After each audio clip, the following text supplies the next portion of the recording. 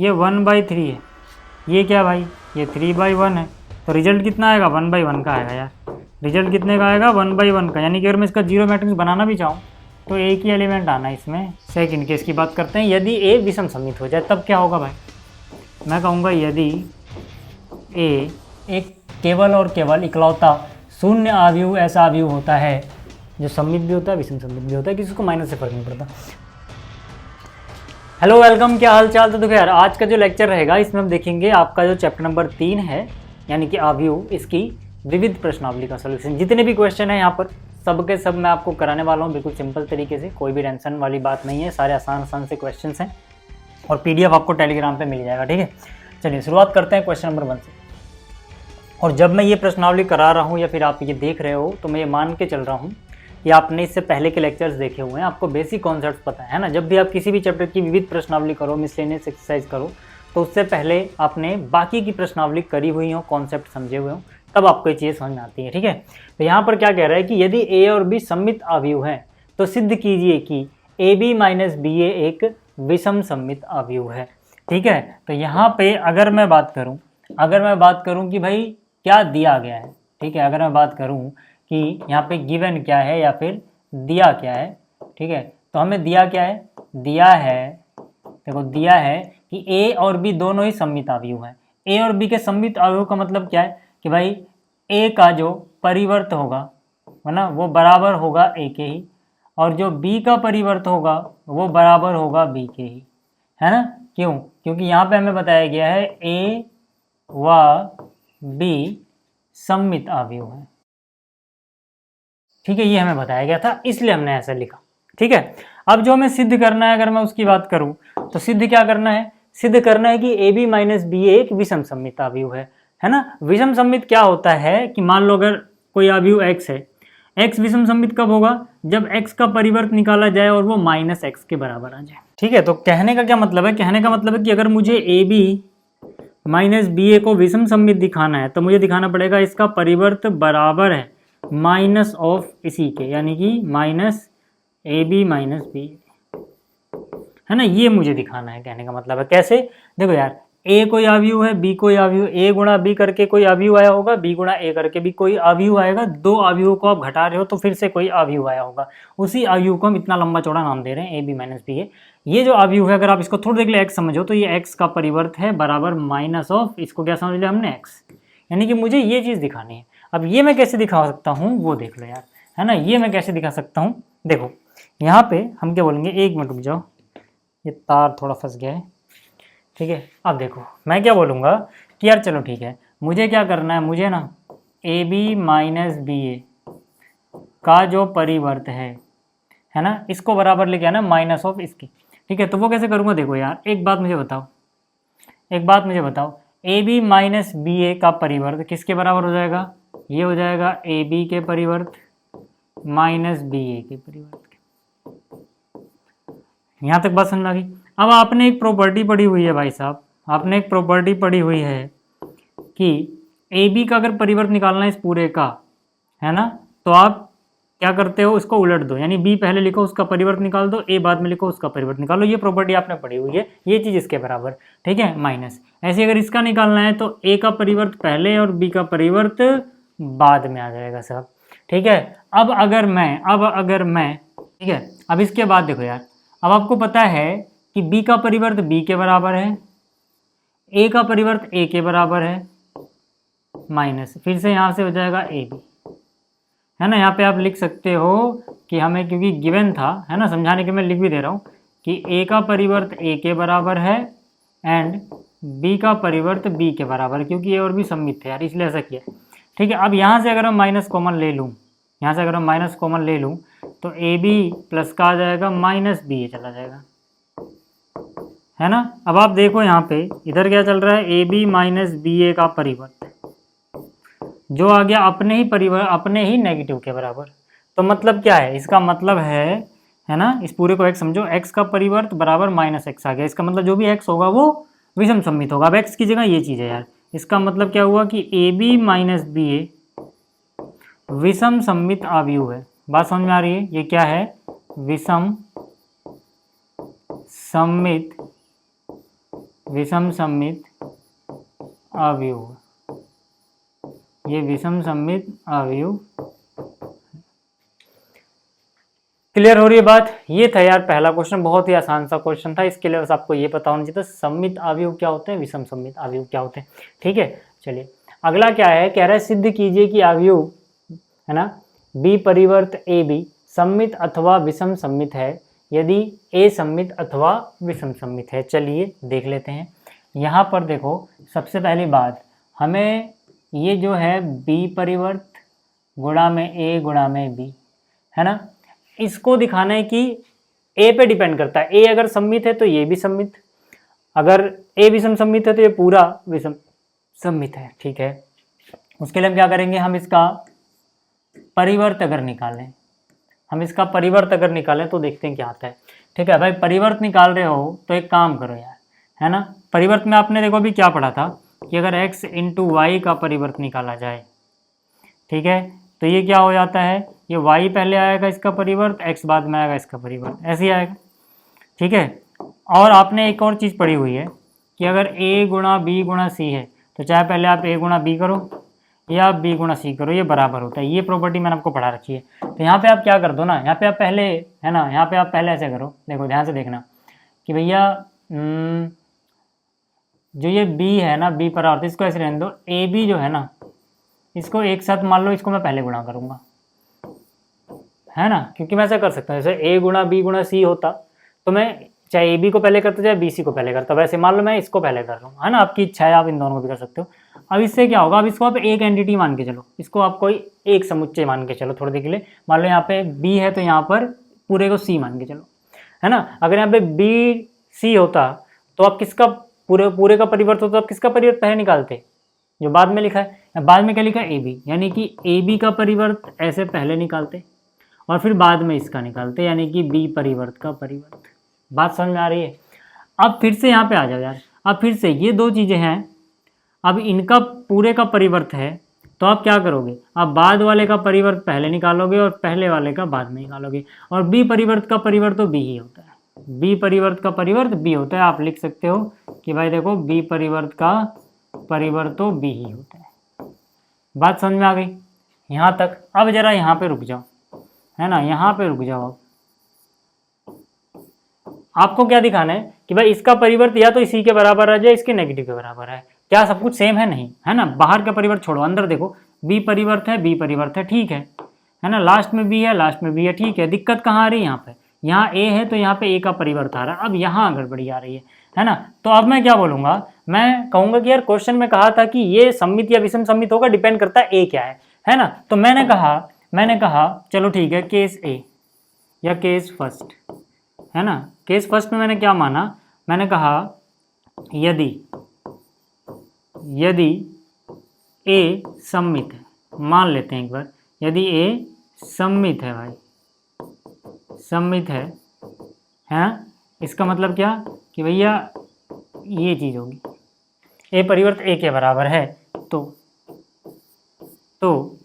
है ना, ये जो चीज़ होगी, है ना, तो ये जो चीज़ होगी, देखो इसको तो ऐसे रहने दो भाई, इसको तो दिखाना ही है ना, इसको ऐसे रहने दो बराबर। यहाँ पे क्या करो, बी डैश, ठीक है, बी डैश की जगह ए डैश की जगह ए आ जाएगा और बी की जगह बी आ जाएगा, ठीक है। या फिर आप ऐसे भी कह सकते हो, इसको थोड़ा और अच्छे से लिखने का तरीका बताऊँ, इसको आप ऐसे लिखो, समीकरण 1 और इसको लिख दो समीकरण 2। तो हम बोलेंगे तो समीकरण 1 व 2 से, ठीक है, हम बोलेंगे तो समीकरण 1 व 2 से, तो समीकरण 1 व 2 से, ठीक है। ये सब कुछ सेम है, बस मैंने क्या किया, ए डैश की जगह ए लिख दिया। क्यों? क्योंकि इसके बराबर है ना, ए को हमने सममित माना है। अब आप देखोगे अगर इनको ध्यान से तो आपको नज़र आएगा भैया कि देखो यार, ये जो भी चीज़ है यहाँ पर, जो भी तामझाम लिखा है वही तामझाम तो ये भी है, वही तामझाम ये भी है। अब इस तामझाम का परिवर्त इसके ही बराबर है, मतलब ये जो भी तामझाम था ये सममित हो गया। लेकिन ये सम्मित कब हुआ? ये सम्मित तभी हो पाया जब ए सम्मित था, है ना। तो इसका मतलब क्या? इसका मतलब मैं यहाँ से बोल सकता हूँ, इसका मतलब मैं यहाँ से कह सकता हूँ कि अतः बी डैश ए बी सम्मित है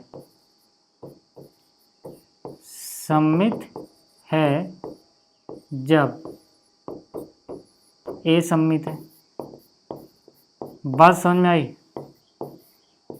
बात समझ में आई? अब बात कर लेते हैं केस 2 की, है ना। अब बात कर लेते हैं केस 2 की, या सेकंड केस की बात करते हैं। यदि ए विषम सम्मित हो जाए तब क्या होगा भाई? मैं कहूँगा यदि ए विषम सम्मित है, या फिर हो, यदि ए विषम सम्मित हो, है ना, मतलब कि भैया ए का परिवर्त माइनस ए के बराबर आ जाए, है ना। अब इसको हम बोल देते हैं इक्वेशन 3। तो मैं फिर से 1 और 3 देखना है अब आपको, ठीक है। ये 3 और ये 1, तो बोलूँगा 1 व 3 से, ठीक है। देखो 1 का जो लेफ्ट हैंड साइड है छाप दो ऐसे ही बराबर, इसका जो राइट हैंड साइड है बी डैश, ए डैश की जगह आप क्या लिख सकते हो भाई? ए डैश की जगह आप लिख सकते हो माइनस ए, यानी कि हो जाएगा माइनस ए और साथ में बी भी। अब फिर से आप देखो, जो तामझाम यहाँ पे है वही तामझाम यहाँ पे है, यानी इस तामझाम का परिवर्त माइनस ऑफ तामझाम, है ना। मतलब क्या? मतलब ये हो गया साहब कि ये जो बी डैश ए बी है ये विषम सम्मित होगा। लेकिन ये कब हुआ विषम सम्मित? ये विषम सम्मित तभी हो पाया जब ए विषम सम्मित था, है ना। यानी कि ए विषम सम्मित,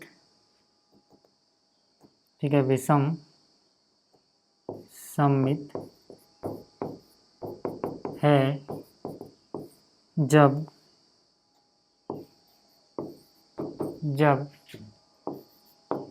ए विषम सम्मित है, जब ए विषम सम्मित। बात समझ में आ गई कितनी? बात समझ में आ गई? ठीक है, स्क्रीनशॉट ले लो। तो यहाँ पे आपको समझ में आ गया होगा कि डिपेंड करता है ए क्या है। ए अगर सम्मित है तो ये भी सम्मित होगा, ए अगर विषम सम्मित है तो ये भी विषम सम्मित होगा। और यही चीज़ तो क्वेश्चन में बोल रहा था कि भैया ये सम्मित अथवा विषम सम्मित होगा, डिपेंड करता है ए सम्मित अथवा विषम सम्मित है क्या। ठीक है, फिर से कह रहा स्क्रीनशॉट ले लो, वैसे पीडीएफ तो मिल जाएगी। फिर बात करते हैं अगले क्वेश्चन की। अगला जो क्वेश्चन है इसमें कह रहा है एक्स वाई तथा जेड के मानों को ज्ञात करो। यार अगर ये जो अवयव ए है ये इस समीकरण को संतुष्ट करता है ना। समीकरण क्या है कि भैया ए का परिवर्त अगर ए से गुणा कर दिया जाए, ठीक है, तो ये बराबर आता है आइडेंटिटी मैट्रिक्स के। अब यार ए तो वहां पे दे रखा ना, उसका परिवर्त निकाल लो, यहां लिख दो, गुणा में ए लिख दो और बराबर क्या लिख दो आई। ठीक है, तो देखो इसका परिवर्त क्या होगा, 0 2y z, पंक्ति में लिखा है तो कॉलम में लिख दो, दी 0 2y z, है ना। x y z पंक्ति है तो उसका कॉलम बना दो, यानी स्तंभ बना दो, माइनस z है, ठीक है। और फिर क्या है, x minus Y Z, x minus Y Z, है ना। और यहाँ पर फिर से वही, अब तो खैर यहाँ तो a है ना, तो वही लिख दो, 0 2y z x y minus Z x minus Y and z। ठीक है, अब आपको पता है यार ये 3/3 का, ये 3/3 का है ना। देखो ना ये 3/3 का है, ये भी क्या है 3/3 का है, तो ये दोनों बराबर होने चाहिए तब तो गुणनफल हो पाएगा। और जो नया रिजल्ट आएगा वो कितने का होगा, वो भी शुरू का और लास्ट का, यानी इसका रो उसका कॉलम 3/3 का आएगा। तो यहाँ से मुझे पता लग गया 3/3 की आइडेंटिटी मैट्रिक्स बनानी है, यानी कि 1 0 0 0 1 0 0 0 1। यहाँ तक बात समझ में अगर आ गई है तो चलिए गुणा करते हैं। और गुणा करना मैंने आपको सिखाया हुआ है यार, कि आप यहाँ से रो और यहाँ से कॉलम देखते हो, ठीक है। चलिए 0 हो गया, x² हो गया, x² हो गया, यानी टोटल आ गया 2x²। ठीक है, फिर इसको अगर आगे बढ़ाएं हम तो देखो जीरो हो जाएगा, यहाँ पे एक्स वाई, यहाँ पे माइनस ऑफ एक्स वाई, यानी कि जीरो ही आ गया। तो ये तो जीरो आ गया। इसको और आगे बढ़ाएं अगर हम, तो ये जीरो हो गया, ये एक्स जेड माइनस का एक्स जेड प्लस का, यानी कि फिर से जीरो आ गया।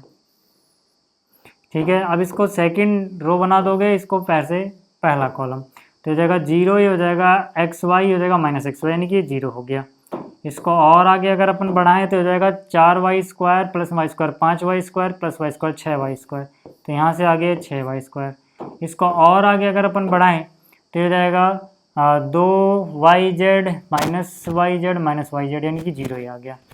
फिर इसको अगर फर्स्ट पे शिफ्ट करें, इसको थर्ड पे ना गुणा करनी आपको आती होगी, तो यहाँ से क्या हो जाएगा, zero x Z minus x Z और एक्स जेड यानी जीरो। यहाँ से और आगे चलें तो हो जाएगा 2yz माइनस वाई जेड फिर से, यानी जीरो हो गया ये। और इसको आगे बढ़ाएं तो हो जाएगा z² plus z², 2z², 3z², 3z², है ना। बराबर में क्या चल रहा है, ठीक है, बराबर में चल रहा है एक आइडेंटिटी मैट्रिक्स 3×3 की। इसको कॉपी कर दो यार, है ना। अब इनको कंपेयर करोगे यार, इसको कंपेयर करोगे ना, तो क्या मिलना है आपको, देखो ना, ये वाला एलिमेंट किसके बराबर होगा, 1 के, यानी कि 2x² equal to 1, 2x² equal to 1 है भाई, है ना, इक्वल टू 1 है। इसका मतलब क्या, x is equal two plus minus 1/√2 आ जाएगा। ऐसे ही देखोगे यार, ये वाला किसके बराबर होगा, ये भी 1 के बराबर होगा, है ना। 6y² इक्वल टू 1 है, इसका मतलब यार y equal two plus minus 1/√6। और ऐसे ही ये वाला एलिमेंट इसके बराबर होगा, यानी कि 3z² इक्वल टू 1। इसका मतलब भैया z बराबर प्लस माइनस 1/√3। ठीक है, ये बात समझ में आ रही है क्या, यहाँ तक क्लियर होगा, स्क्रीनशॉट ले लो। फिर चलते हैं अगले क्वेश्चन की तरफ। ये रहा अगला क्वेश्चन, कह रहा है x के किस मान के लिए ये गुणा ये जीरो मैट्रिक्स है, हमें पता करके पता लगेगा। तो यहाँ पे आ जाओ यार, है ना। यहाँ पर देखो, यहाँ पर ये क्या है, 1 2 1, और गुणा में क्या है, 1 2 0, फिर 2 0 1 1 0 2, और यहाँ पे क्या है, 0 2 x, है ना, बराबर क्या है, जीरो मैट्रिक्स है। अब ऑर्डर बाद में कैलकुलेट करेंगे, अभी ऐसे लिख दिया मैंने, ठीक है। अब यार आपको पता है भैया कि यहाँ पे चाहे आप इन दोनों को पहले गुणा कर लो, उसको बाद में करो, या फिर आप इन दोनों को पहले कर लो, उसको बाद में कर लेना उससे, बस आगे पीछे मत करना किसी को, है ना। तो यार हम काम करते हैं ना, एक पहले इतना सॉल्व कर लेते हैं, मतलब ये वाली जो मैट्रिक्स है ना भाई, ये वाली जो मैट्रिक्स है, इसको रहने दो अभी ऐसे ही, पहले इन दोनों को गुणा करते हैं, है ना। अब इनका ऑर्डर क्या है, देखो ये क्या है, ये 1/3 की मैट्रिक्स है, ये जो मैट्रिक्स है ना, ये 3/3 की मैट्रिक्स है। तो 3 और 3 बराबर है, तो गुणा तो हो सकती है, और रिजल्ट क्या आएगा, 1/3 का, यानी कि एक पंक्ति और 3 कॉलम आएंगे भाई, है ना। तो बस पतली सी आएगी ये भी ऐसे ही, ठीक है। तो कैसे करोगे, देखो इसकी पहली रो, इसका पहला कॉलम, ठीक है। तो ये 1 हो गया, और ये 4 5 हो गए, और एक ये 6 हो गया। फिर ये अगले में चला जाएगा, ये हो गया 2, ये हो गया 0, ये हो गया 0, यानी 2 आ जाएगा। फिर ये अगले पे चला जाएगा, ये हो गया 0, ये हो गया 2, ये हो गया 2, यानी ये 4 आ जाएगा, हो गया गुणा, ठीक है। बराबर में क्या चल रहा है, बराबर में क्या चल रहा है, एक जीरो मैट्रिक्स, है ना। अब आराम से कैलकुलेट कर सकते हो, ये क्या भाई, ये 1/3 है, ये क्या भाई, ये 3/1 है। तो रिजल्ट कितना आएगा, 1/1 का आएगा यार, रिजल्ट कितने का आएगा, 1/1 का, यानी कि अगर मैं इसका जीरो मैट्रिक्स बनाना भी चाहूँ तो एक ही एलिमेंट आना है इसमें, ये, ठीक है। अब देखो, ठीक है, इन दोनों में अंतर है भाई, वो मैट्रिक्स को डिनोट किया हुआ है ओ से, जबकि ये 0 है। चलो अब यहाँ से पहली रो एक ही कॉलम है यार, एक ही एलिमेंट आना है ना, 6 0 0 हो गया, है ना, गुणा किया तो 2 दूनी 4 और 4x, यानी कि 4x + 4 आ गया। तो 4x + 4, है ना, बराबर क्या है, एक मैट्रिक्स जिसमें एक ही एलिमेंट है 0। इसका मतलब क्या हुआ भाई, 4x प्लस 4 बराबर 0 होना चाहिए, है ना। तो 4x प्लस 4x प्लस 4 बराबर आना चाहिए 0 के, तो x क्या हो जाएगा -1, x क्या हो जाएगा -1। ये आ गया अपना आंसर। ठीक है, उम्मीद कर रहा हूँ आपको ये चौथा क्वेश्चन भी समझ में आ ही गया होगा, है ना। अब बात कर लेते हैं क्वेश्चन नंबर 5 की। अब देखो जो 5वां क्वेश्चन है ना, इसमें क्या कह रहा है कि भाई एक अवयव दिया गया, एक मैट्रिक्स दी गई है ए, और हमें सिद्ध करना है a square minus 5a plus 7i एक जीरो मैट्रिक्स के बराबर है, जीरो अवयव के बराबर है ना, शून्य अवयव। तो इसको हम कैसे करेंगे, देखो यार, है ना। इस इक्वेशन में आप सिंपली पहले क्या करोगे, a स्क्वायर निकाल के रख लो, ताकि आप डायरेक्ट a स्क्वायर की वैल्यू पुट कर पाओ, है ना, क्योंकि a स्क्वायर आपको अलग से कैलकुलेट करना ही पड़ेगा। तो यहाँ पे सबसे पहले क्या करते हैं ना, a स्क्वायर निकाल लेते हैं। अब a स्क्वायर क्या होगा, a स्क्वायर होगा a इंटू ए, है ना। तो यहाँ पर a क्या है, देखो a के पास एलिमेंट्स कौन कौन से हैं, 3, 1, -1, 2, ये आ गया a के पास। ठीक है, अब यहाँ पर a को a से ही गुणा करना है, तो इसी को कॉपी कर लेते हैं, है ना, दोबारा लिखने का मतलब बनता नहीं। ठीक, अब यहाँ पर देखो यार, a स्क्वायर क्या आ जाएगा, यहाँ लिख लेते हैं, फिर से वही अपना चलेगा रो कॉलम। ठीक है, तो यहाँ से एक मिनट रुको, कलर चेंज कर लूँ थोड़ा सा। ठीक है, ये देखो इसकी पहली रो, इसका पहला कॉलम, है ना, इसकी पहली पंक्ति, उसका पहला स्तंभ। तो यहाँ से 3 गुणा 3 करोगे 9 हो जाएगा, फिर यहाँ पे -1, तो 9 में से 1 गया, कितना आ जाएगा 8। तो इसका पहला एलिमेंट तो आ गया 8। फिर आगे अगर हम बढ़ें तो यहाँ से आ गया 3, यहाँ से आ गया 2, है ना, तो 3 और 2 कितना हो जाएगा, ये हो जाएगा 5। ठीक है, तो ये समझ में आ गया होगा। अब अगर आगे बात करें तो यहाँ पर देखो, ठीक है, सेकंड रो फर्स्ट कॉलम, तो यहाँ से कितना हो जाएगा -3 और ये -2, तो -3 -2 कितना आ जाएगा, ये आ जाएगा -5। फिर आगे बात करें तो यहाँ पे हो जाएगा -1 और ये हो जाएगा 4, तो 4 में से 1 गया, कितना बचेगा 3। तो ये अपने पास आ गया a का स्क्वायर। ठीक है, अब यहाँ पे बात करते हैं कि हमें प्रूव क्या करना है ना, सिद्ध क्या करना है ना। तो यहाँ पे हम लिखेंगे सिद्ध करना है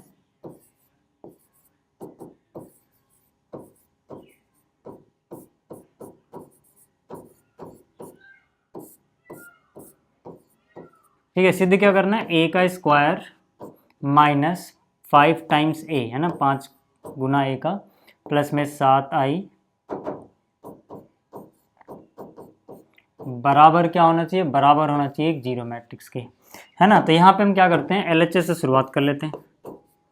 LHS, है ना, LHS मतलब ये चीज़ आप कॉपी कर लो, है ना, ये चीज़ आप कॉपी कर लो भाई। ठीक है, थोड़ा खुला खुला रखते हैं क्योंकि थोड़ी ज़्यादा जगह लगने ही वाली वैसे भी, है ना। अब देखो यार, a स्क्वायर ये रहा अपने पास, ये हमने निकाल के रखा हुआ है ना, ये a का स्क्वायर ही तो है। माइनस क्या करना है, 5 गुना a का, तो a के पास एलिमेंट क्या है, 3, 1, -1, 2, प्लस में क्या है 7 गुना आइडेंटिटी मैट्रिक्स का, यानी कि यहाँ पे ऑर्डर ही रहेगा भाई, है ना। ये 2x2 का है तो 2x2 में 2 को 2x2 ही जोड़ा या घटाया जा सकता है, यानी कि 1 0 0 1। अब जरा देख लेते हैं कि यहाँ से आगे क्या आएगा। देखो सारे आसान से क्वेश्चन है, ये जो प्रश्नावली है ना, इसमें कुछ भी ऐसा नहीं है जो बहुत कठिन हो, है ना, सब कुछ आसान है बहुत। तो यहाँ पर क्या है, इसको तो ऐसी कॉपी कर दो अभी, खैर, है ना, इसको तो फिलहाल अभी ऐसी कॉपी करो। यहाँ पे -5 टाइम्स कर दो, है ना, बाहर प्लस आ गया, माइनस को अंदर मल्टीप्लाई ही कर दे रहा हूँ। ठीक है, तो -5 गुना कर दो, यानी कि हो जाएगा -15, ये हो जाएगा -5, ये हो जाएगा +5, और ये हो जाएगा -10, ये आ गया, प्लस यहाँ पे 7 गुना करोगे तो हो जाएगा 7 0 0 7। ठीक, अब देखो यार, अब यहाँ से हम क्या कर सकते हैं। ठीक है, अब यहाँ जगह नहीं है तो मैं यहाँ इधर ही लिख दे रहा हूँ, वैसे आप नीचे लिखना। ठीक है, वैसे आप नीचे लिखना। अब यहाँ पे देखो, यहाँ पे 8 7 15 में से -15 करोगे 0 आ जाएगा, तो ये पहला एलिमेंट आ गया 0, है ना। 5 -5 0, तो फिर से ये आ गया 0, फिर यहाँ से -5 + 5 0 और 0 0 ही रहा। फिर अगर आप देखोगे 3 और 7 10 -10 0 आ गया, है ना, ये आ गया। और यही देखोगे आप RHS में था ना, क्योंकि हमें जीरो मैट्रिक्स के बराबर लिखना था।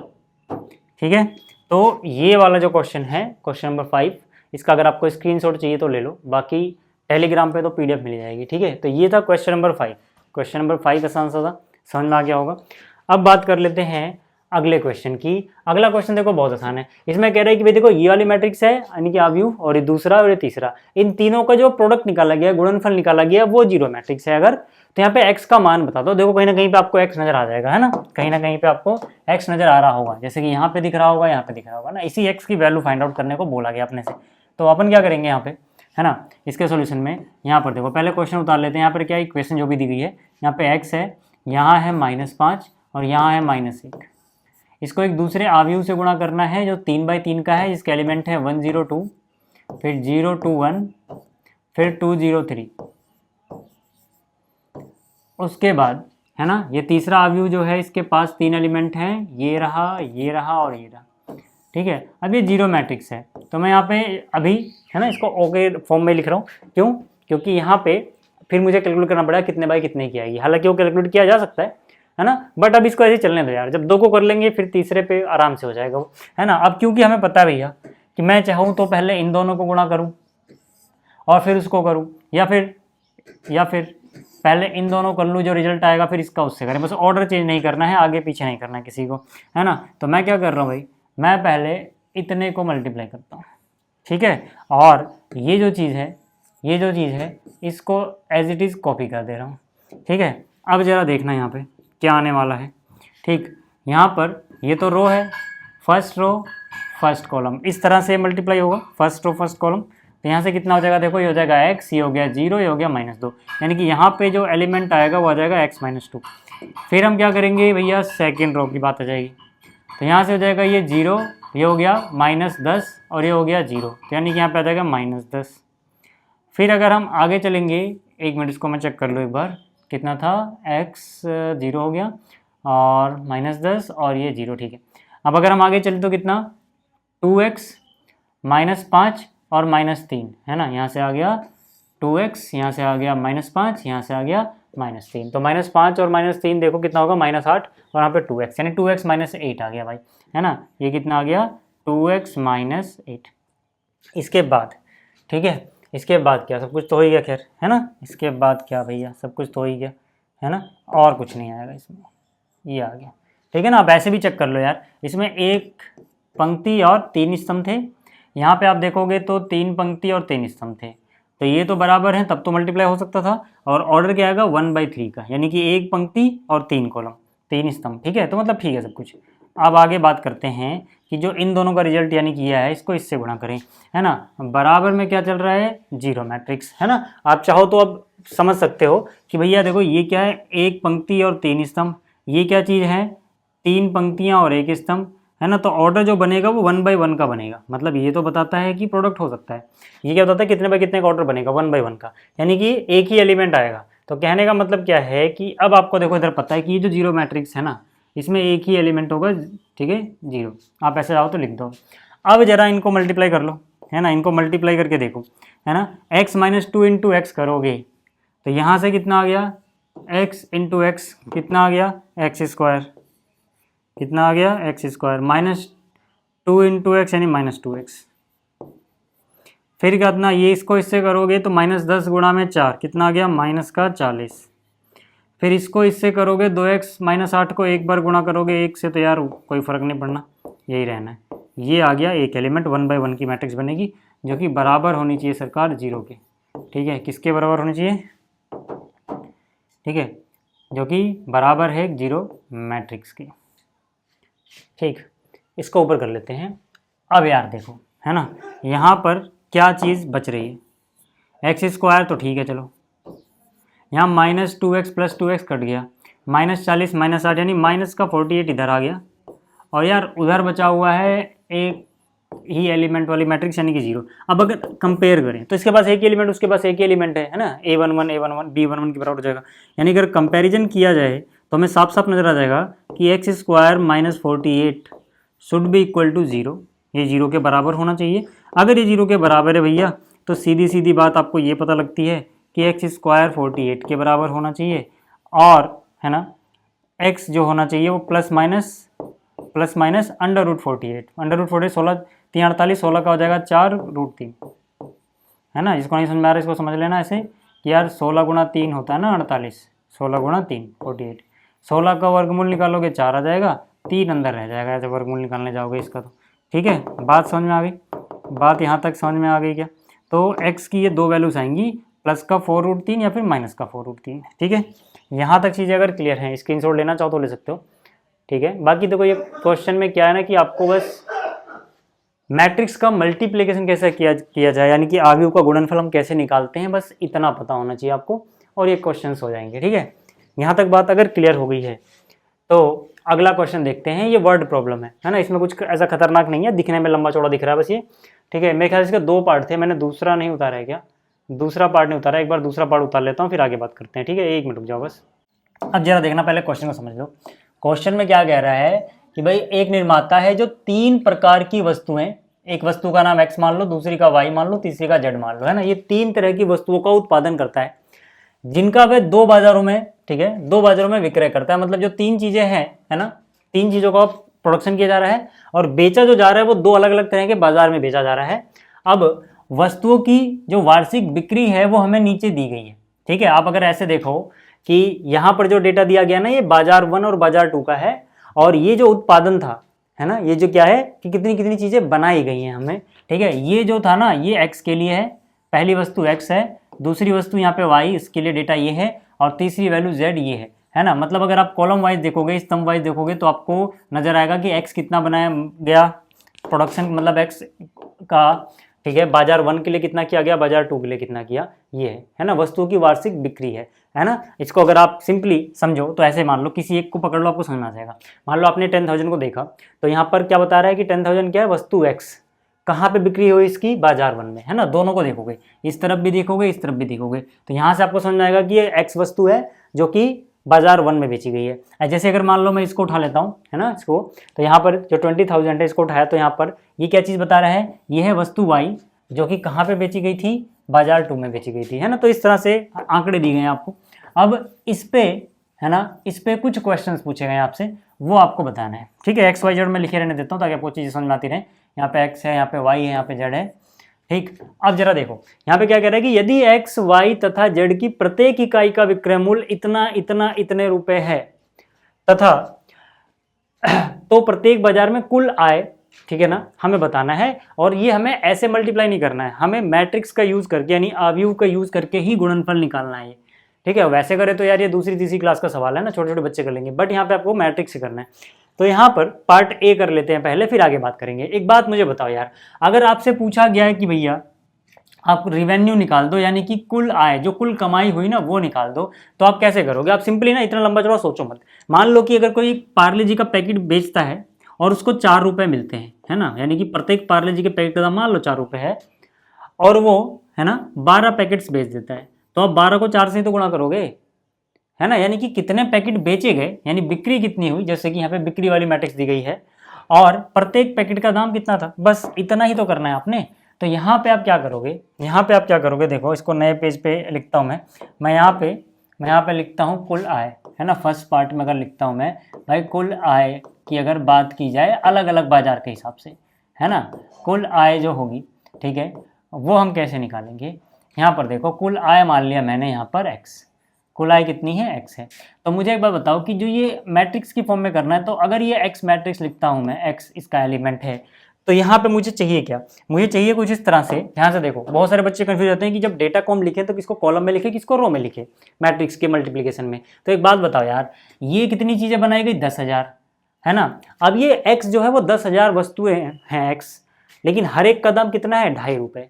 तो आप क्या करोगे, आप ऐसे ही तो निकालना चाहोगे ना। अगर आप सिंपली मैट्रिक्स का यूज किए बिना करते तो आप कहते यार 10,000 चीज़ें बनाई गई हैं, प्रत्येक का दाम कितना था, 2.5 रुपये था, तो 2.5 रुपये से गुणा कर दो, प्लस फिर ये दूसरी वाली वस्तु 2,000 बनाई गई है, तो यानी कि 2,000 को गुणा कर दो, हर एक y का दाम कितना था, है ना। ये x का दाम है प्रत्येक x का, ये प्रत्येक y का, और ये है प्रत्येक z का दाम, ठीक है। तो यानी कि y का दाम 1 रुपये है, 1.5 रुपये है, तो 1.5 से गुणा कर देते यार फिर प्लस z जो है ये 18,000 है ना। अब मैं ये क्यों लिख रहा हूँ ताकि आपको समझ में आए, अभी समझ में आ जाएगा मैं क्या कर रहा हूँ यहाँ पे, है ना। और इसका दाम 1 रुपये है ना, प्रत्येक का। ऐसे तो करोगे आप। अब जरा दिमाग लगाओ, आप गुणा कैसे करते थे, जब आप मैट्रिक्स लगा रहे थे तो यहाँ पे आपने रो और यहाँ पर जो दूसरी मैट्रिक्स आई थी उसका कॉलम, यानी अगर मैं कॉलम वाइज ये आंकड़े लिख दूँ, यहाँ पे मैंने 2.5 रुपये लिख दिया, यहाँ पे मैंने 1.5 रुपये लिख दिया, यहाँ पे मैंने 1 रुपये लिख दिया, और इसकी एक मैट्रिक्स बनाओ, तो देखो यार इसकी पहली पंक्ति इसका पहला स्तंभ से गुणा करोगे, इसका ये पहला एलिमेंट इस पहले से गुणा हो जाएगा, यानी कि ये आ गया प्लस,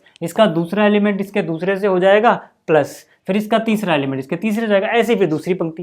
कहने का मतलब है आप क्या करो, ये वाली मैट्रिक्स गुणा में ये वाली मैट्रिक्स लिखो, और वो जो मैट्रिक्स लिखोगे उसके एलिमेंट कॉलम वाइज लिखना, ऊपर से नीचे हो जाएगा।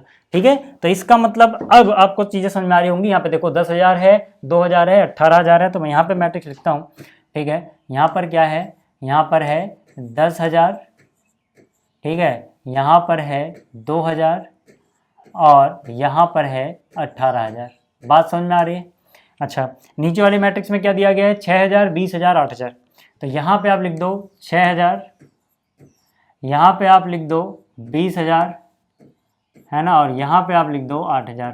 तो ये कौन सी मैट्रिक्स है भाई, बिक्री वाली मैट्रिक्स है कि वस्तु x, y, z कितनी कितनी बनाई गई। ये मतलब फर्स्ट बाजार सेकंड बाजार वाला, और ये x, ये y, ये z, बट हम ऐसे लिखते नहीं जब मैट्रिक्स का गुणनफल निकाल रहे होते हैं, है ना। वो अलग से आप चाहो तो एक टेबल बना सकते हो ऐसी, बट ये क्वेश्चन बनी हुई है तो मैं नहीं बना रहा। ठीक है, अब यहाँ पे हम क्या करेंगे, प्रत्येक का दाम कितना था, है ना। x जो है, प्रत्येक x का दाम है इतने रुपए, प्रत्येक y का दाम था 1.5 रुपये, और प्रत्येक z का दाम था 1 रुपये। यहाँ तक बात समझ में आ रही है क्या? यहाँ तक अगर चीज़ें क्लियर हैं तो बात बताओ कि भाई यहाँ पर अपन क्या कर सकते हैं। ये जो मैट्रिक्स है ना, कुल बिक्री वाली, वो कैसे आनी है भाई? देखो, अब गुणा बहुत ज़्यादा कठिन है नहीं यहाँ पे कुछ, है ना। 10,000 को 2.5 गुणा करने का मतलब क्या है, पहले 10,000 गुणा में 2 कर दो, 20,000 हो गया, और फिर 0.5 का मतलब इसका आधा और जोड़ दो उसमें, यानी 5,000 और जोड़ दो, तो 20,000 और 5,000 25,000, है ना। 10,000 का 2.5 गुना कितना हो गया, 25,000 हो गया। 2,000 का 2.5 गुना कितना हो जाएगा, 2,000 का डबल 4,000 और 1,000 और जोड़ दो, यानी 5,000 हो जाएगा। ठीक है, यहाँ तक बात समझ में आ रही है? ठीक है, 18,000 का 2.5 गुना कितना हो जाएगा, 36 और 9 जोड़ दो, 45,000 हो जाएगा। 18,000 का, है ना, कितना, 1 गुना, सॉरी। ठीक है, 18,000 का 1 गुना। ठीक, यहाँ तक बात समझ में आ गई। अब देखो, ये हुआ प्लस, तो ये पहला एलिमेंट पहले से गुणा हो गया ना भाई, पहला एलिमेंट पहले से गुणा हो गया। अब ये वाला दूसरा एलिमेंट इसके दूसरे से गुणा होगा ना, क्योंकि अपन ऐसे कर रहे हैं गुणा। ठीक है, ये रो और ये कॉलम, बात समझ में आ रही है? ठीक है, तो पहला एलिमेंट पहले से, दूसरा दूसरे से, तो 2,000 को 1.5 गुना करना है ना। तो 2,000 गुणा में 1 करोगे 2,000 बनेगा, आधा और इसका जोड़ दो, यानी 1,000, 3,000 हो जाएगा। यहाँ तक बात समझ में आ गई। तीसरे को तीसरे से करना है, तो 18,000 को 1 से गुणा करना है, तो सीधा सीधा यार वो तो 18,000 ही रहने। यहाँ तक बात अगर क्लियर है ना। तो अब देखो यार, अब यहाँ पे क्या होगा, अब सेकंड बाजार की बात करते हैं। सेकंड बाजार का डेटा है, ठीक है। तो यहाँ पे 6,000 को 2.5 गुना करोगे, 6 दूनी 12, और 6,000 का आधा यानी 3,000 और जोड़ोगे, 15,000 आ जाएगा। यहाँ कितना आ जाएगा, 15,000 आ जाएगा, प्लस 20,000 को 1.5 गुना करोगे तो 30,000 हो जाएगा। यहाँ से कितना हो जाएगा, 20,000 और आधा यानी कि 30,000। ठीक है, और है ना, 20,000 और 2,000 का 10,000, ठीक है। 8,000 का करोगे तो 8,000 ही रहना है, 1 से गुणा करोगे। यहाँ तक अगर चीज़ें क्लियर है। अब जगह यार थोड़ा बचाना चाहता हूँ मैं, ताकि आगे काम आए, तो मैं यहीं पे लिख दे रहा हूँ इसका रिजल्ट। आप नीचे लिखना, आपके पास काफ़ी जगह होगी, बट मुझे अगला पार्ट भी यहीं पे करना है। ये पार्ट ए है भाई, है ना, फिर से यहाँ पे लिख दे रहा हूँ, ये क्या है, पार्ट ए। तो यहाँ से कितना हो गया, 18 और 3 21, 21 में 25 जोड़ोगे 46, यानी कि 46,000 ये आ गया। बाजार 1 में जो तीनों वस्तुएं मिला के जो दाम निकाला गया, कुल आय निकाली गई, वो है 46,000 रुपये, है ना। ये रुपए में है सब कुछ। तो यहाँ पर क्या है, 15,000 और 3,000, 18,000, सॉरी 30,000 नहीं, ठीक है। ये 15,000 है और ये 8,000, 23,000 हो गया। 23,000 और 30,000 53,000 हो गए, है ना। 23 और 3 30, 53, ठीक है, ये आ गया। ये तो भाई अपने पास है ना आय, ठीक है। ये अपने पास क्या है, आय है भाई कुल, ठीक है, कुल आय। ठीक है, यहाँ पे एक गड़बड़ी आप मान सकते हो कि जो कुल आय हम मानेंगे ना, कुल आय वाली मैट्रिक्स जो है वो ऐसे मानेंगे एक्स वाई, है ना। पहले बाजार में आय जो हुई है वो एक्स हुई है, दूसरे में वाई हुई है, इस तरह से लेके चलना यार इसे, है ना। एक एलिमेंट नहीं, 2 एलिमेंट है, वो शुरू में ध्यान नहीं दिया। इसका मतलब सुना ना, यानी फर्स्ट बाजार में जो आय हुई है वो एक्स रुपये की हुई है, दूसरे बाजार में जो आय हुई है वो वाई रुपये की हुई है। तो यानी पहले बाजार में आय हुई है 46,000 की, ठीक है ना, कितने की हुई है, 46,000 की, और दूसरे बाजार में जो आय हुई है वो 53,000 की हुई है। ठीक है, ये हो गया फर्स्ट पार्ट। अब जरा सेकंड पार्ट की बात कर लेते हैं कि सेकंड पार्ट में क्या कह रहा है ना। जो इसका सेकंड पार्ट है उसमें कह रहा है, एक मिनट, रिकॉर्डिंग हो रही है ना, हाँ, सेकंड पार्ट में कह रहा है यदि उपर्युक्त 3 वस्तुओं की प्रत्येक इकाई की लागत, है ना, इसको हटा दूं एक बार, इसको हटा दूं। अब देखो, है ना, कह रहा है कि अगर जो लागत आई है, जो कॉस्ट आई है ना, वो है पहली यानी एक्स पे 2 रुपये, है ना, एक्स को प्रोड्यूस करने में जो लागत लगानी पड़ी वो है 2 रुपये, भले बेचा 2.5 रुपये में एक को, लेकिन उसमें लागत कितनी लग गई थी, 2 रुपये की लग गई थी। वाई को प्रोड्यूस करने में कितनी लागत लग गई थी, ठीक है, 1 रुपये, और ये 50 पैसे, है ना, ये 50 पैसे मतलब 0.5 रुपीज़, ठीक है, तीसरी वाले को। तो हमें बताना है लाभ कितना होगा, है ना, लाभ कितना होगा। अब लाभ के लिए हम पहले क्या निकाल लेंगे, पहले निकाल लेंगे भैया लागत कितनी लगी है ना, हम क्या निकाल लेंगे, कुल लागत, कुल लागत कितनी लगी है। भाई जब आपको ये पता रहेगा कि आपने 50 रुपये लगा दिए किसी चीज़ को बनाने में, तभी तो आप सोचोगे कि यार आपने 50 से ज़्यादा में बेचा तो प्रॉफिट हुआ, नहीं तो कम में बेचा तो लॉस हुआ, तभी तो आप करोगे। तो पहले लगाया कितना आपने। तो एक बात बताओ, एक बात बताओ, जो मेरे पास मैट्रिक्स है ना, वो तो यही वाली है भाई, जो प्रोडक्शन की मैट्रिक्स है, बनाया तो इतना, जो भाई जितना आपने बेचा है वही तो बनाया होगा, है ना, यानी इतना आपने बनाया था उसी को बेचा है ना। और लागत कितनी लगी थी जरा ध्यान से देखो, जो पहली वस्तु थी एक्स वाली, है ना, ये पहले एलिमेंट से गुणा होगी, ये दूसरी वाली जो थी वाई वाली, ये दूसरे से गुणा होगी, और तीसरी जेड वाली है तीसरे से गुणा होगी। यानी यहाँ पे एक्स की लागत प्रत्येक की कितनी है, यहाँ पे वाई की प्रत्येक की कितनी, यहाँ पे जेड की प्रत्येक की कितनी है, ये लिख देना है बस, है ना, कुछ और इतना हार्ड है नहीं इसमें। तो देखो पहली जो थी उसको लागत लगी है 2 रुपये, है ना, दूसरे वाले को लागत लगी है 1 रुपये, और 50 पैसे का मतलब क्या होता है 0.5, है ना, ये तीसरे के लिए लगी है। तो जरा यहाँ पर आ जाओ, ठीक है, तो 10,000 गुणा में 2 करोगे तो कितना हो जाएगा, ये हो जाएगा 20,000, प्लस 2,000 गुणा में 1 करोगे तो ये हो जाएगा 2,000, प्लस 18,000 का आधा कर दोगे हो जाएगा 9,000। यहाँ तक चीज़ें क्लियर हैं अगर, तो ये 6,000 गुणा में 2 करोगे तो ये हो जाएगा 12,000, फिर 20,000 को 1 से गुणा करोगे तो ये हो जाएगा 20,000, और आगे देखोगे तो ये हो जाएगा 4,000, है ना। अब यहीं पे मैं कर लिख दे रहा हूँ इसका रिजल्ट, देखना जरा कितना, 20,000, 2,000, 22,000, 22 और 9 कितना होता है 31, यानी 31,000 ये आ गया। यहाँ पे देखोगे तो 12 और ये कितना था, 400 नहीं 4,000 था, है ना, तो 12 और 4 16 और 20, 16 और 20 कितना 36, तो ये आ गई भाई लागत, ये आगे कुल लागत, यानी इतना पैसा तो आपने लगाया।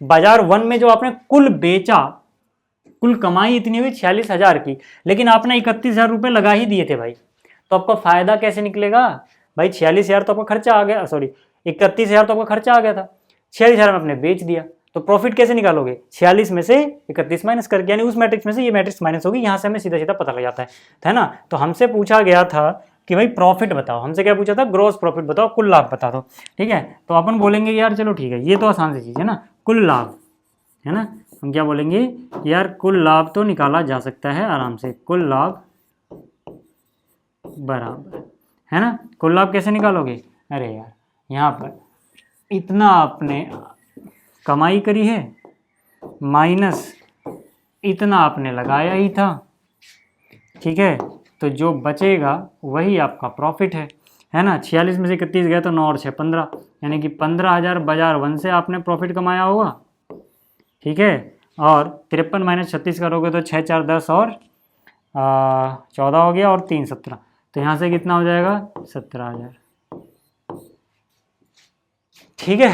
तो यहाँ से ये आपका कुल लाभ आ गया रुपए में, ये ठीक है, ये बात समझ में आ गई, स्क्रीनशॉट ले लो। फिर आगे चलते हैं,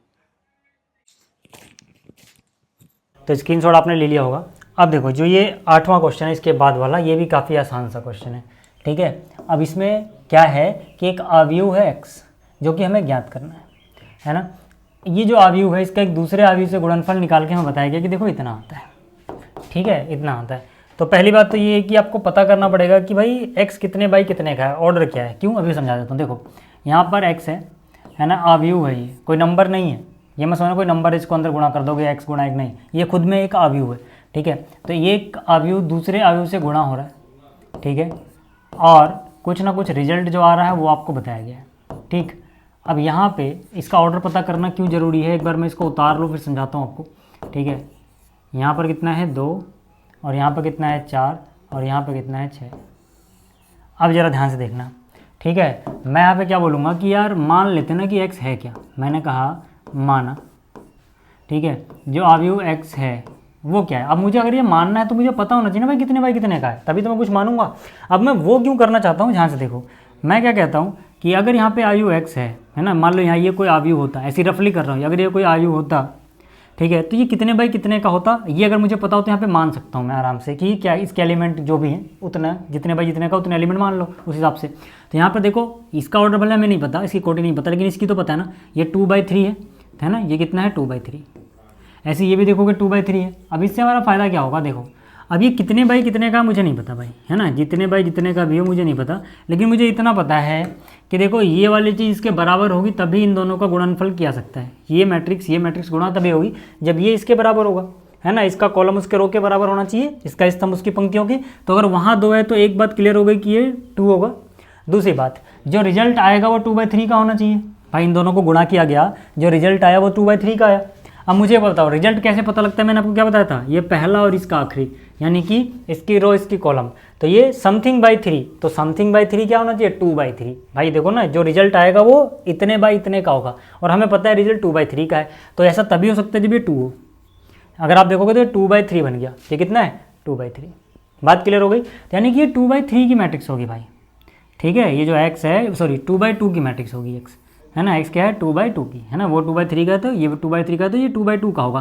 तो यानी कि ये जो आपको दिख रहा है ना, ये 2/2 का होना चाहिए। तो इसीलिए मैंने कहा कि चलो अब मुझे 2/2 पता लग गया ना कि ये कितने का है, ये 2/2 का है। तो यार ये A B C D इसके 4 एलिमेंट मैंने मान लिए, तो ये फ़ायदा हुआ मेरा, ठीक है। ये मेरा फ़ायदा हुआ ऐसे ऑर्डर पता लगाने का, ताकि मैं वहाँ पे बता सकूँ क्या क्या आएगा। खैर इसको हटा देते हैं अभी, ठीक है, ये ऐसे है, ठीक है। तो x को हमने क्या मान लिया A B C D, तो यहाँ पे मतलब x के एलिमेंट को पहली रो में A B, दूसरी रो में C D, है ना, 2/2 की ये मैट्रिक्स है, ठीक है। अब ये हुआ, अब ये क्वेश्चन आसान है, जैसे आपने इतना पता लगा लिया। अब ये क्वेश्चन आसान क्यों है, सिंपली गुणा कर देनी यार, है ना, ये इससे गुणा होगा। तो यहाँ पर क्या आंसर आना है, A गुणा में 1 करोगे तो A हो जाएगा, B × 4 करोगे तो 4 भी आ जाएगा, ठीक है। फिर ये जाएगा अगले पे, यहाँ से 2A और यहाँ पे 5B, यहाँ से क्या आ जाएगा 2A, यहाँ पे क्या आ जाएगा 5B। फिर जाओगे अगले पे तो यहाँ आ जाएगा 3A और यहाँ आ जाएगा 6B, यहाँ कितना आएगा 3A, यहाँ कितना जाएगा 6B। बात क्लियर हो रही है इतनी, आगे चलते हैं। ये आएगा सेकंड रो, फिर ये जाएगा फर्स्ट कॉलम, ठीक है, ये जाएगा C प्लस में 4D, यहाँ जाएगा C प्लस 4D। फिर ये अगले पे शिफ्ट होगा और ये हो जाएगा 2C प्लस में 5, देखो 2C प्लस 5D, ठीक है। फिर ये अगले पे शिफ्ट होगा, फिर ये अगले पे शिफ्ट होगा और यहाँ पे आ जाएगा 3C और 6D, कितना आ जाएगा 3C प्लस में कितना आ जाएगा 6D, 3C 6D। बात इतनी क्लियर है क्या, है ना, हो गया। आगे बात करते हैं भाई, देखो यहाँ पर इक्वल टू ये रहा, जो भी था यार, है ना, जो भी था ये रहा। अब मुझे क्योंकि चाहिए थोड़ी सी जगह, है ना, मुझे थोड़ी सी जगह चाहिए, तो मैं इसको साइड कर रहा हूँ, नहीं तो फिर यार इसको स्क्रीनशॉट के लिए मैं बोलता हूँ ना तो जगह कम पड़ जाती है ना। अब इधर कर लेते हैं, है ना, अब ठीक है, इधर कर लेते हैं,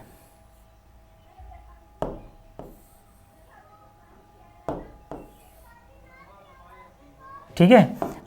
यहाँ पे करते हैं, येलो कलर वाला इसके बाद का पोर्शन है, समझ लो, है ना, इसके बाद आपको वहाँ पे देखना है। अब मुझे एक बात बताओ यार, मेरे को क्या करना है, पहले तो ए बी 2 वेरिएबल हैं, ए बी में 2 इक्वेशन दिख रही है आपको, कोई सी भी 2 उठा लो, वैसे 3 दिख रही होंगी आपको, है ना। जैसे यहाँ पर a + 4b बराबर होगा -7 के, तो मैंने यहाँ पे क्या लिखा a + 4b बराबर है -7 के। एक तो मैंने ये उठा लिया, और ये 2a + 5b है ना, कितना है 2a + 5b, है ना। तो 2a + 5b किसके बराबर होना चाहिए भाई, -8 के बराबर होना चाहिए। किसके बराबर होना चाहिए, -8 के बराबर होना चाहिए, है ना। अब क्या करो यार, इसको 2 से गुणा कर दो ना, इसको 2 से गुणा कर दो। एक काम करो ना, इसको 2 से गुणा कर ही लो पहले, ठीक है, ताकि यहाँ पे a एलिमिनेट हो सके, इसको बाद में लिखेंगे, ठीक है। 2 से गुणा किया तो कितना हो जाएगा, ये हो जाएगा 2a प्लस में 8b = -14, है ना। अब यहाँ पे इसको माइनस कर दो, है ना। इसका मतलब क्या है कि माइनस करोगे तो निशान बदलोगे, है ना, तो ये तो कैंसिल आउट हो गया। यहाँ कितना बचा 3b, यहाँ कितना बच गया है ना, कितना बच गया 6 है ना, -6। तो b की वैल्यू कितनी आ गई -2। अब यार b पता है आपको, हाँ आपने क्या पता है, b पता है, b कितना है -2। अगर b पता है तो a भी पता लग जाएगा आराम से यार, है ना, किसी में भी रख दो, यहीं पर रख दो यार, a + 4b की जगह कितना है -2 बराबर कितना है -7। ठीक है, यहाँ से मैंने उतार लिया, ये जो फर्स्ट इक्वेशन थी ना, a प्लस में 4b -7, a प्लस में 4b की वैल्यू है और ये -7। यहाँ तक अगर क्लियर है तो यहाँ से कितना हो जाएगा, -8 उधर जाएगा यानी प्लस का 1 बचेगा, है ना, -8 + 8 है ना, तो -7 + 8 यानी +1 बच गया। तो a की वैल्यू मिल गई आपको, है ना, a मिल गया, b मिल गया। ठीक है भाई, c और d और चाहिए, क्यों, क्योंकि मुझे पूरी मैट्रिक्स पता लगानी है। ये पूरी मैट्रिक्स मैं तब पता लगा सकता हूँ जब मुझे a पता हो, b पता हो, c पता हो एंड d पता हो। ठीक है, तो a भी पता लग गया, c d की बात कर लेते हैं यार। फिर से 2 इक्वेशन बना लो, है ना, फिर से 2 इक्वेशन बना लो। यहाँ पे क्या आ गया, c + 4d, है ना, यहाँ पे क्या आ गया, c + 4d, है ना, ये किसके बराबर होना है, ये बराबर होना है 2 के, है ना, तो यहाँ पे आ गया 2। अब यहाँ पर क्या है, 2c + 5d, ठीक, तो यहाँ से आ गया 2c + 5d एंड ये किसके बराबर आया, ये बराबर आ गया है 4 के, तो यहाँ पे ये आ गया 4 के बराबर। अब यार एक बात बताओ, फिर से वैसे ही है ना, c का जो इक्वेशन है ना, इसको 2 गुना कर दो, मतलब यहाँ ही पे रुक जाओ। ठीक है, मैं क्या करता हूँ, ये जो इक्वेशन है, 1 मिनट, ये जो इक्वेशन है इसको मैं 2 से मल्टीप्लाई करके यहाँ लिख रहा हूँ, देखो। ठीक है, 2 से मल्टीप्लाई करोगे, किससे, 2 से, तो सब कुछ 2 टाइम्स हो जाएगा, नहीं हो जाएगा 2c, ये हो जाएगा 8d और ये हो जाएगा 4। ठीक है, यहाँ तक क्लियर हो गई बात। अब माइनस कर लो यार यहाँ से, तो ये तो कैंसिल आउट हो गया। ठीक है, यहाँ बचेगा -3d = 0, तो यहाँ से d = 0 आ गया। अब यार अगर d 0 है तो मुझे क्या पता लगाना है, c पता लगाना है ना, c तो आराम से पता लग जाएगा। ठीक है, तो c + 4d यानी 4 × 0 बराबर कितना है, 2 है, तो c की वैल्यू 2 आ गई। c की वैल्यू क्या आनी है, 2 आनी है। ठीक है, मैंने कौन सी इक्वेशन में पुट किया है, इस वाले में, c + 4d = 2 है ना, तो यही इक्वेशन मैंने यहाँ पे इसमें d की वैल्यू 0 पुट कर दी, है ना, d की जगह क्या पुट कर दिया, 0। क्लियर होगी बात। तो यानी कि जो मैट्रिक्स x है ना, x जो है, इसके बाद आपको यहाँ पे देखना है, इसके बाद आपने यहाँ पे देखना है ना, जो x था, ठीक है, अब उसमें यहाँ पे क्या था, a b c d, भाई यहाँ पे क्या था, a b c d, और आपने पता है कि a की वैल्यू कितनी आई है, b की वैल्यू कितनी आई है, c की और d की कितनी आई है, बस पुट कर दो यार, है ना, आपको मैट्रिक्स x पता लग जाएगी। तो a की वैल्यू कितनी आई है भाई, a की वैल्यू आई है 1, b की वैल्यू कितनी आई है -2, c की वैल्यू कितनी आई है 2 एंड d की वैल्यू कितनी आई है 0। तो ये आ गया आपके पास मैट्रिक्स x, आव्यूह x, ये आ गया आपके पास। ठीक है, अगर आपने स्क्रीनशॉट लेना तो ले लो। फिर आगे चलते हैं, ये था क्वेश्चन नंबर 8। अब देखो जो क्वेश्चन नंबर 9 है, 10 है, 11 है, यहाँ पर ये बहुविकल्पी प्रश्न है, MCQs पूछेगा हमसे, बड़े आसान से।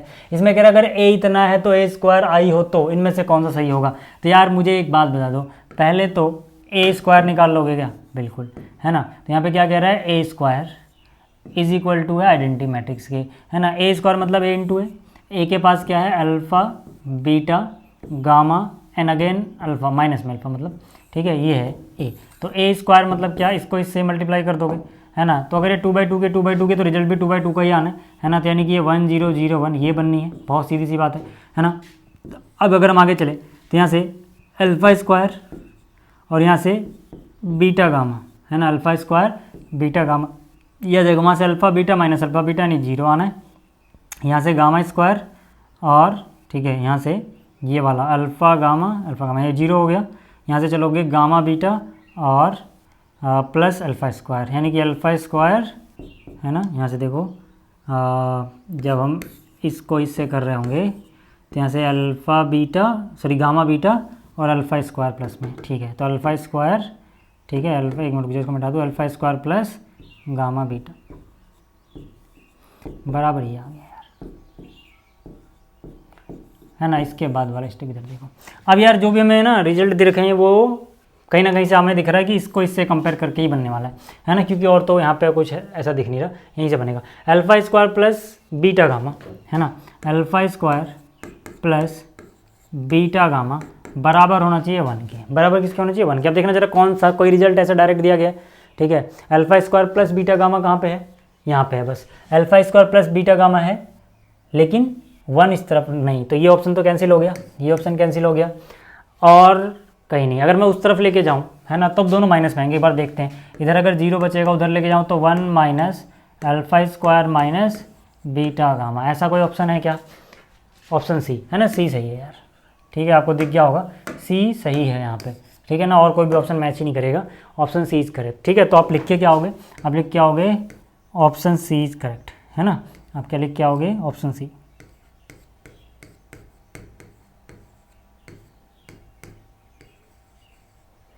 ठीक है, इस पर टिक लगा के आओगे, करके आओगे, जो भी है, ठीक है। बात समझ में आ गई यहाँ तक, है ना, बात समझ में आ गई यहाँ तक। चलिए अब बात कर लेते हैं अगले क्वेश्चन की। अगला क्वेश्चन कह रहा है, यदि एक आयु सममित तथा विषम, अरे यार एक बात रखना, सममित विषम सममित दोनों, कोई एक आयु ऐसा ढूंढो जो सममित भी होगा विषम सममित भी होगा, वो हमेशा 0 आयु होता है, 0 आयु होता है। तो यहाँ पे इसमें तो कुछ सोचना ही नहीं है आपने, ठीक है ना। तो कौन सा आयु होगा? एक 0 आयु, यानी ऑप्शन बी इज करेक्ट।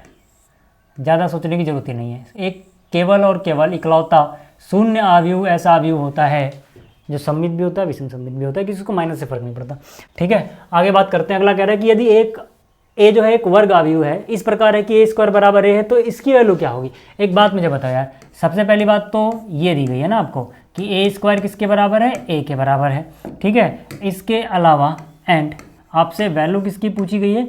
आपसे वैल्यू पूछ रहे हैं कि भैया आप ये बता दो कि i प्लस ए का घन अगर निकाला जाए, है ना, पावर 3 करी जाए, क्यूब किया जाए, उसमें से 7 टाइम्स ऑफ ए घटा दिया जाए, तो ये किसके बराबर आएगा जो ऑप्शन दिए गए उसमें से? तो यार एक बात बताओ, ए प्लस बी का होल क्यूब पता है आपको, है ना, तो ये हो जाएगा आई क्यूब यानी A cube plus B cube, है ना, plus 3 A square B plus 3 B square, यही होगा। माइनस में क्या है? 7 गुना ए के, 7 गुना ए के है। अब यार आपको पता है आई क्यूब हो, आई की पावर 4 हो, कुछ भी हो, ये आई ही रहता है, ठीक है। तो आई क्यूब कितना? आई ही रहेगा। मैं लिखता चलता हूँ, आपको याद रखना, आई की पावर 1 2 3 कुछ भी है, ये आइडेंटिटी मैट्रिक्स ही रहना है, ठीक है। तो ये आ गया आई प्लस ए क्यूब को क्या आप लिख सकते हो? ए स्क्वायर इंटू ए, बिल्कुल लिख सकते हो, प्लस 3 आई स्क्वायर भी आई ही रहेगा, इंटू में ए, है ना। यहाँ से आप चाहो तो ये भी लिख लो, आई स्क्वायर इज आई, ठीक है, प्लस 3 ए, क्यों? क्योंकि ए स्क्वायर जो है ना, ए स्क्वायर जो है वो ए के बराबर है भाई, है ना, इसलिए यहाँ पे ए स्क्वायर की जगह ए आ गया, माइनस में 7 टाइम्स ए। अब जरा देखना यहाँ पे आइडेंटिटी मैट्रिक्स प्लस ए स्क्वायर ए के बराबर, यानी कि ये ए हो गया, प्लस यहाँ पे 3 टाइम्स ए हो गया, आई इंटू ए, यहाँ पे ऐसे बना दे रहा हूँ, समझ जाना, ए होता है, प्लस में 3 टाइम्स ए, क्यों? आई इंटू ए, अगेन ए होता है, माइनस 7 टाइम्स ए। अब यहाँ पे आ जाओ, यहाँ पे आओगे तो हो जाएगा आई प्लस ए इंटू ए स्क्वायर बनना है, ए स्क्वायर यहाँ पे ए बोला गया है, उन्होंने कहा है ना भाई ए स्क्वायर किसके बराबर है? ए के बराबर है, प्लस में कितना है? 3a और 3a 6a आ गया, है ना, 6a माइनस 7a। अब देखोगे तो यहाँ पे 7a माइनस 7a 0 हो गया, एंड में आई ही बचना है, एंड में क्या बचना है? आई बचना है। कौन सा ऑप्शन सही है भाई? कौन सा ऑप्शन सही है? कौन सा ऑप्शन सही है? ऑप्शन सी, है ना, ऑप्शन सी इज करेक्ट। बात समझ में आ रही है यहाँ तक? तो यार ये देखो, ये थी विविध प्रश्नावली, जो मेरे ख्याल से क्लास 12 में जितने भी चैप्टर हैं, है ना, उनकी जो विविध प्रश्नावलियाँ हैं उनमें सबसे आसान ये वाली थी, चैप्टर नंबर 3 की। उम्मीद कर रहा हूँ आपको ये समझ में आया होगा, है ना। PDF आपको टेलीग्राम पे मिल जाएगी, टेलीग्राम पे जाना और सर्च करना हिंदी मीडियम आर्मी, ठीक है ना, @हिंदी मीडियम आर्मी, तो यहाँ से आपको, है ना, टेलीग्राम पे PDF मिल जाएगी। फिलहाल, है ना, अपन मिलेंगे नेक्स्ट लेक्चर में, और एक काम करना, ये सारे क्वेश्चन खुद से भी एक बार प्रैक्टिस जरूर कर लेना, ठीक है। Thank you.